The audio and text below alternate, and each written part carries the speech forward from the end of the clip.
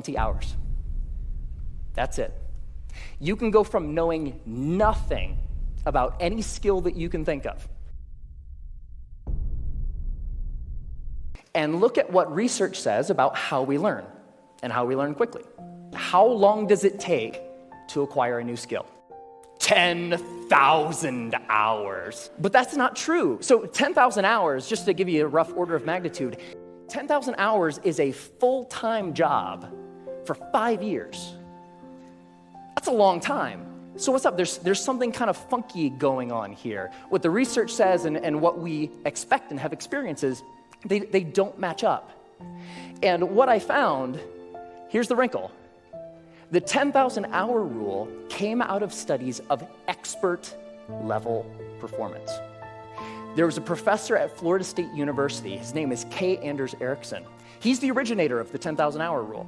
And where that came from is he studied professional athletes, world-class musicians, chess grandmasters, all of these ultra-competitive folks in ultra-high-performing fields, and he tried to figure out how long does it take to get to the top of those kinds of fields. And what he found is the more deliberate practice, the more time that those individuals spent practicing the elements, whatever it is that they do, the more time you spend, the better you get.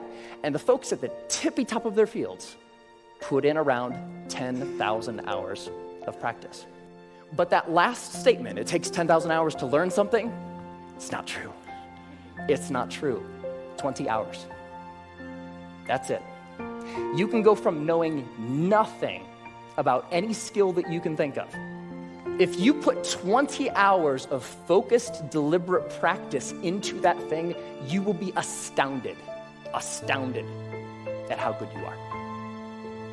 20 hours is doable. That's about 45 minutes a day for about a month, even skipping a couple days here and there. 20 hours isn't that hard to accumulate. Now, there's a method to doing this, because it's not like you can just start fiddling around for about 20 hours and expect these massive improvements. There's a way to practice intelligently. There's a way to practice efficiently that will make sure that you invest those 20 hours in the most effective way that you possibly can. And here's the method. It applies to anything. The first is to deconstruct the skill. Decide exactly what you want to be able to do when you're done, and then look into the skill and break it down into smaller and smaller pieces. Most of the things that we think of as skills are actually big bundles of skills that require all sorts of different things. The more you can break apart the skill, the more you're able to decide what are the parts of the skill that will actually help me get to what I want, and then you can practice those first. And if you practice the most important things first, you'll be able to improve your performance in the least amount of time possible. The second is learn enough to self-correct. So get 3 to 5 resources about what it is you're trying to learn. Could be books, could be DVDs, could be courses, could be anything.